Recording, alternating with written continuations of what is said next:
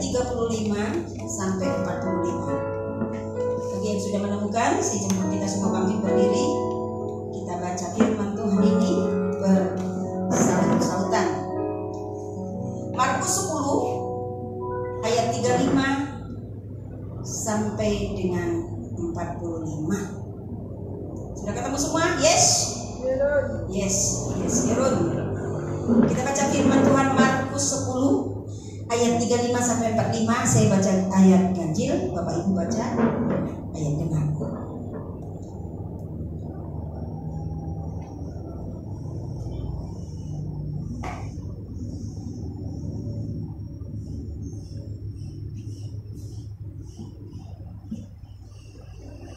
Dengan judul perikop permintaan Yakobus dan Yohanes, bukan memerintah melainkan melayani. Lalu Yakobus dan Yohanes, anak-anak Zebedeus, mendekati Yesus dan berkata kepadanya, Guru, kami harap supaya Engkau kiranya mengabulkan suatu permintaan kami. Jawabnya kepada mereka, apa yang kamu kehendaki aku perbuat bagimu? Lalu kata mereka, perkenankanlah kami duduk dalam kemuliaan-Mu kelak, yang seorang lagi di sebelah kananmu dan yang seorang di sebelah kirimu. Tetapi kata Yesus kepada mereka, kamu tidak tahu apa yang kamu minta. Dapatkah kamu minum cawan yang harus minum dan dibaptis dalam bahasanya saya harus menerima? Jawab mereka, kami dapat. Yesus berkata kepada mereka, memang kamu akan meminum cawan yang harus kuminum dan akan dibaptis dengan baptisan yang harus kuterima. Tetapi kalau duduk di sebelah kananku atau di sebelah kiriku, aku tidak berhak memberikannya. Itu akan diberikan kepada orang-orang bagi siapa yang telah disediakan. Mendengar itu, ke-10 murid yang lain menjadi marah kepada Yakobus dan Yohanes. Tetapi Yesus memanggil mereka lalu berkata, kamu tahu bahwa mereka yang disebut pemerintah bangsa-bangsa memerintah rakyatnya dengan tangan besi, dan pembesar-pembesarnya menjalankan kuasanya dengan keras atas mereka. Tidaklah demikian di antara kamu. Barang siapa ingin menjadi besar di antara kamu, hendaklah dia menjadi pelayanmu. Dan barang siapa yang ingin menjadi yang terkemuka di antara kamu, hendaklah dia menjadi hamba untuk selamanya. Karena anak manusia juga datang bukan untuk dilayani, melainkan untuk melayani dan untuk memberikan nyawanya menjadi tebusan bagi banyak orang.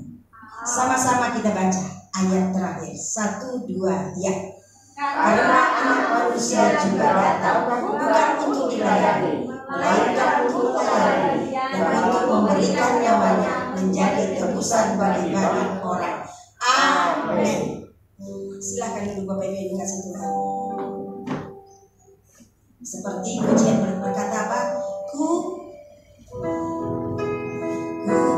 tak membawa kerendah, membawa apapun jua saat ku datang ke dunia. Ku tinggal semua pada akhirnya saat ku kembali ke surga. Sama-sama katakan, inilah untuk diri. Inilah yang ku punya, hati sebagai hamba yang mau taat dan setia padamu Bapa. Kemanapun ku bawa, hati yang menyembah dalam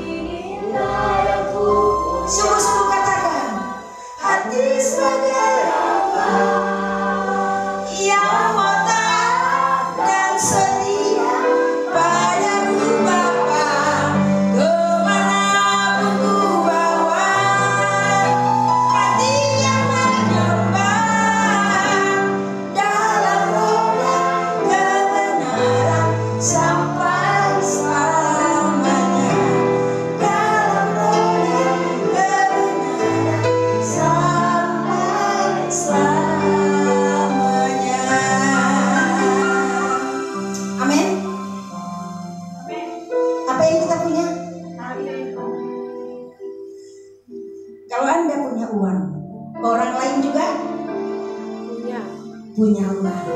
Anda punya uang 1 juta, orang lain punya 10 juta, nolnya nambah 1. Anda punya uang 10 juta, orang lain punya uang 100 juta. Anda punya uang 100 juta, orang lain punya uang 1 miliar, dan seterusnya. Anda punya harta, orang lain juga punya harta. Baiklah, kita punya keistimewaan, orang lain tidak punya, tapi kita punya, yaitu apa?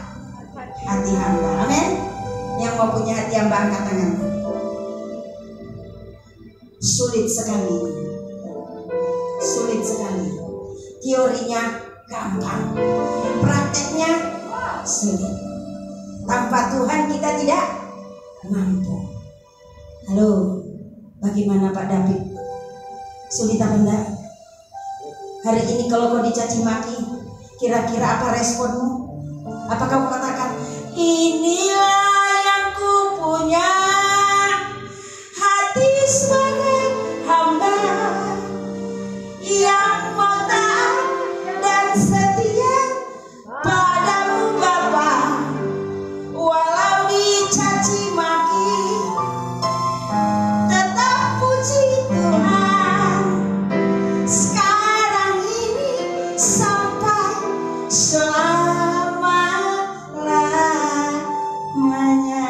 Amin. Minggu ini siapa yang sudah merasakan? Angkat tanganmu, siapa yang merasakan? Itu berarti mau diperlengkapi Tuhan terus terima hati hamba yang sempurna. Amin. Mungkin belum sempurna. Saudara yang dikasih Tuhan, firman ini saya sampaikan, ini firman berbicara juga kepada saya. Saya mengalami juga bagaimana rasanya tidak dihormati. Yesus dihormati apa enggak? Ya. Yesus berkata kau juga harus mengalami. Saya katakan sama Tuhan, Tuhan aku udah belajar sabar. Aku udah sabar loh Tuhan. Tapi Tuhan bilang masih kurang banyak sabar. Amin. Aku sudah berusaha memiliki hati hamba Tuhan. Kata Tuhan masih kurang sempurna. Untuk lebih sempurna Tuhan izinkan praktek. Mungkin engkau keluar dari ruangan ini nanti ada yang menyinggung perasaanmu di luar. Apakah tetap ku berkata aku hatiku hati hamba, men? Teorinya gampang, prakteknya sulit. Tapi tidak ada yang sulit bersama dengan Tuhan, amin. Bersama Tuhan tidak ada yang sulit. Dikatakan di ayat 36, apa yang kamu kehendaki aku perbuat, kata Tuhan kepada Yohanes dan Yakobus. Karena Yohanes Yakobus berkata, Tuhan, nanti di tahtamu taruh kami satu di kanan, satu di kiri. Saya mau tanya kita, murid Yesus ada berapa? Ada 12. Ada berapa orang yang minta kedudukan? Ada berapa? Firman Tuhan tadi sudah kita baca. Siapa yang berkata, Tuhan taruh kami satu di sebelah kananmu, satu sebelah kiri? Siapa yang mengatakan? Yakobus dan Yohanes. Murid Yesus ada 12. Yang 10 lagi kemana? Di mana yang 10 lagi? Baca ayat 41. Salah seorang baca ayat 41. Mendengar itu, ke-10 murid yang lain menjadi marah kepada Yakobus dan Yohanes.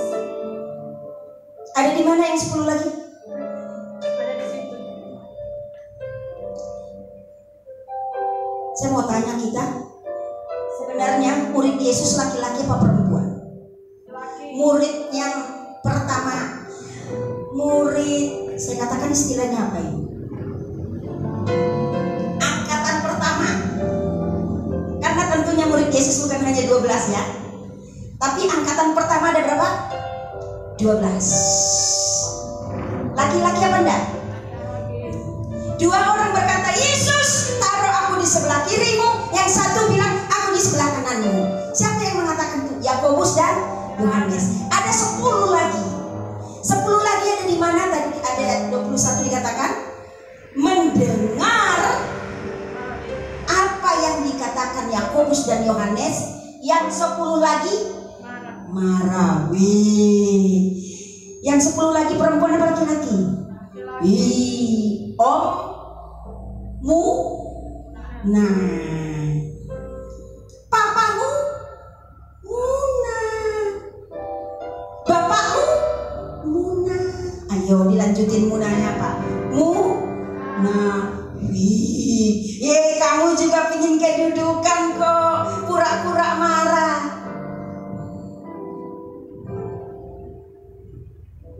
Munafik. Hanya Yakobus dan Yohanes lebih berani. Mungkin seperti orang Batak ya. Ya, orang Batak kan kalau lagi senang dia bilang senang. Kalau lagi kesel dia langsung to the point. Misalnya gini, kalau orang Batak kalau nembak cewek gini, hai, manggil perempuan kan Ito, hai Ito, mau nggak sama lu? Langsung nembak. Mau nggak jadi ibu untuk anak-anakku? Kalau perempuan yang romantis mau nggak digituin? Ya nggak mau. Kok ngomong apa dulu, gombal dulu kayak gitu. Tapi pada umumnya orang Batak enggak gitu. Kalau dia mau, dia bilang, hei, mau nggak jadi pacarku? Gitu. Tapi kalau suku yang lain mungkin bilang apa? Lebih lembut lagi. Kayaknya aku dekat kamu nyaman deh. Gitu. Kalau nggak ketemu kamu kangen banget. Nah itu udah mulai menjurus-jurus mau nembak. Si perempuan harus buka sinyal dong, mau apa enggak gitu. Tapi kalau pada umumnya orang Batak apa adanya. Kalau marah ya marah. Tapi habis itu udah. Nah mungkin seperti itu Yakobus Yohanes. Memang dia kepingin kedudukan, jadi dia bicara, Yesus ada permintaan kami. Bisa penuhi nggak permintaan kami? Yesus menjawab, apa yang kamu mau? Aku mau Tuhan buat kami nanti di sorga, satu di sebelah kananmu, satu di sebelah kirimu. Lalu yang 10 lagi marah. Kita tidak tahu marah yang 10 lagi, karena memang dari hatinya memang motivasinya tidak cari jabatan, tidak cari kedudukan, atau sebaliknya sebenarnya mereka kepingin tapi tidak berani. Lalu Yesus berkata di ayat 42, tetapi Yesus memanggil mereka lalu berkata, kamu tahu bahwa mereka yang disebut pemerintah bangsa-bangsa memerintah rakyatnya dengan tangan besi, dan pembesar-pembesar menjalankan kuasa dengan keras atas mereka. Tidaklah demikian di antara kamu. Barang siapa ingin menjadi besar di antara kamu, hendaklah dia menjadi pelayanmu. Artinya apa? Yesus berkata, dalam menyelesaikan apapun, jangan pakai kekuatanmu. Kalau temanmu yang 2 itu minta kedudukan, karena mereka belum punya hati hamba, maklumi. Jangan malah marah seolah-olah kau jauh lebih sempurna dari yang 2 itu. Jangan menghakimi. Itu makanya Yesus bertanya di ayat 36, apa yang kamu kehendaki aku perbuat bagimu? Hal yang sama Tuhan tanyakan kepada kita yang hadir di tempat ini. Apa yang kau kehendaki sebenarnya? Kau datang beribadah di tempat ini, apa yang kau kehendaki? Coba tundukkan kepalamu, katakan kepada Tuhan, ini yang ku kehendaki. Baik duduk di kursi, bahkan pemain musik yang ada di depan juga saya sendiri. Tanyakan dirimu, setelah kau temukan jawaban itu, katakan kepada Yesus, apa sebenarnya yang kamu kehendaki Tuhan perbuat? Jadi firman Tuhan ini tidak hanya teori, supaya kita mampu mempraktekannya. Jadi kita tidak terima logos saja pengetahuan firman, tapi terima rema hari ini. Amin. Siap terima rema? Remanya adalah hati hamba. Jadi kembali Tuhan bertanya, apa yang kamu kehendaki aku perbuat bagimu?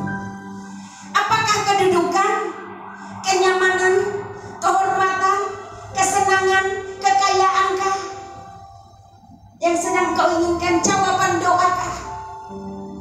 Itu yang pertama. Yang kedua, apakah yang kau inginin meneladani aku kah? Dikatakan di 38 salah seorang baca, dikatakan apa? Tetapi kata Yesus kepada mereka, kamu tidak tahu apa yang kamu minta. Dapatkah kamu meminum cawan yang harus kuminum dan dibaptis dengan baptisan yang harus kuterima? Ya, kamu tidak tahu apa yang kau minta. Yang diminta oleh Yakobus Yohanes kedudukan di sorga. Tapi apakah langsung ke sorga? Tentunya kita masih di bumi. Di bumi harus melewati proses. Prosesnya di mana? Ayat 38. Prosesnya selama di bumi adalah teladani Kristus. Harus minum cawan. Minum cawan sama artinya dengan salib. Salib sama artinya dengan penderitaan.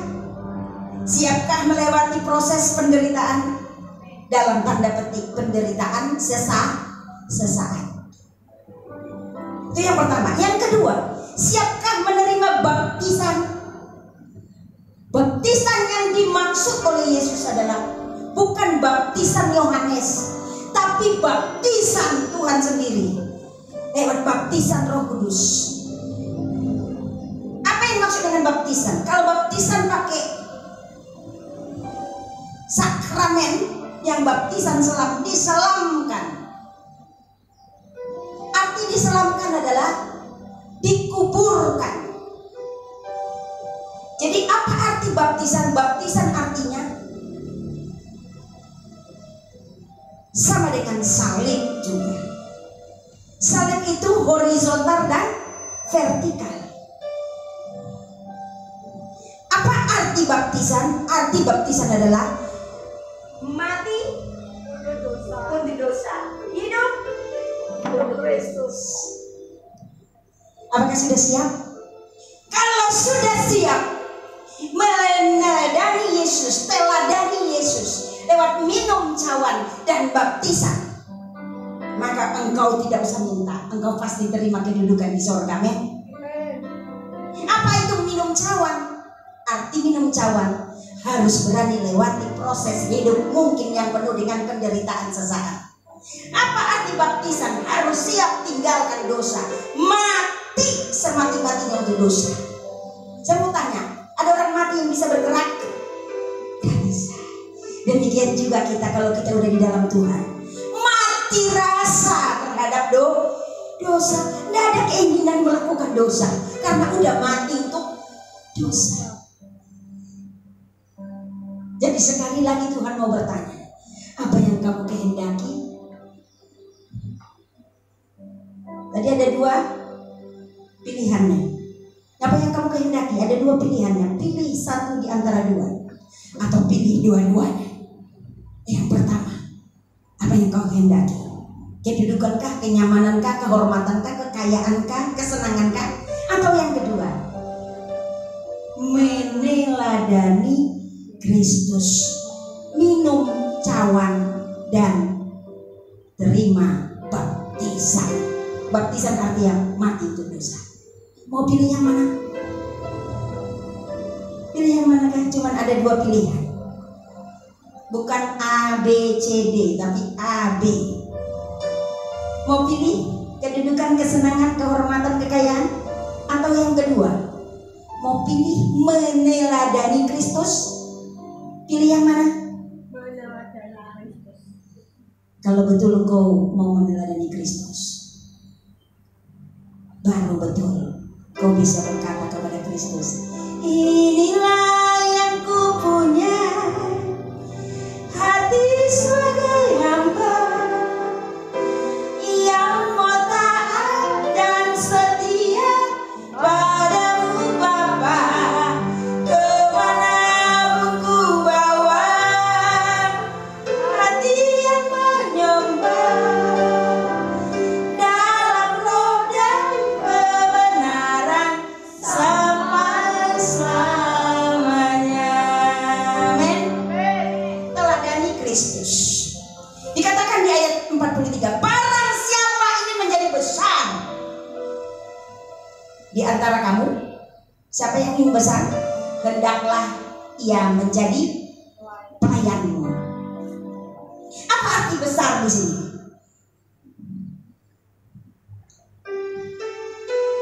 Jangan pakai terjemahan Indonesia yang sesungguhnya.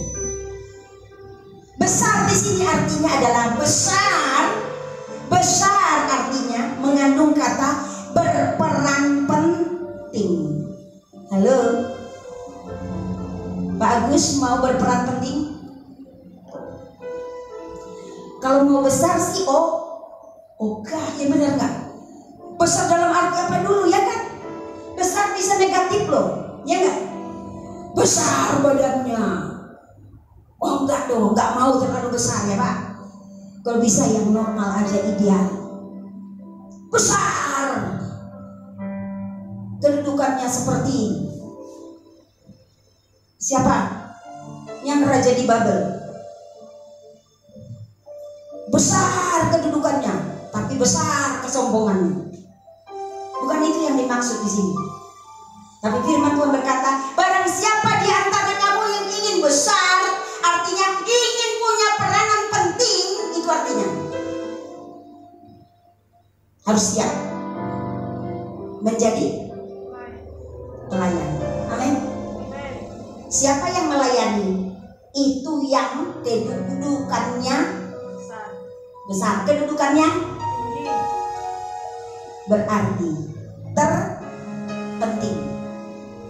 Jadi kedudukan besar situ sama artinya dengan berperanan penting. Mau nggak jadi pelengkap penderita? Tidak. Kan ada pelajaran bahasa Indonesia, pola kalimat, ada subjek, ada predikat, ada objek, ya kan? Ada objek pelengkap. Jadi ada nggak ada, no problem. Tapi yang sebaiknya adalah kita punya peranan penting. Kalau nggak ada, langsung gini, si Anu mana? Loh ya kurang mantep kalau dia nggak ada. Wah, coba dia ada, ini ruangan nggak mungkin kotor. Pasti ruangan ini bersih rapi kalau dia ada. Terus kalau ditanya, ini siapa yang bersihin ruangan? Si A. Pantesan. Coba kalau si B, ini pasti ruangan bersih. Berarti si B peranannya penting. Amin. Ini yang harus kita kejar. Kita punya peranan penting. Untuk menjadi orang besar alias berperanan penting, Tuhan tidak larang. Tapi Tuhan bilang caranya kamu harus jadi pelayan.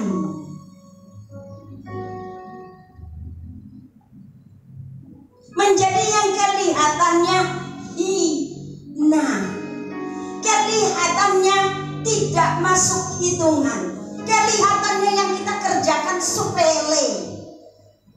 Tapi kata Tuhan, engkaulah pemeran terpenting.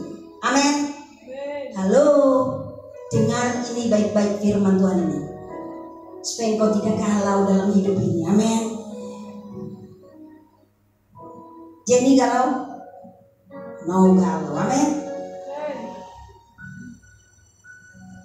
Ini kunci firman Tuhan ini, obat kegalauan. Amin. engkau yang masih galau dengar firman ini, supaya kau tidak galau lagi.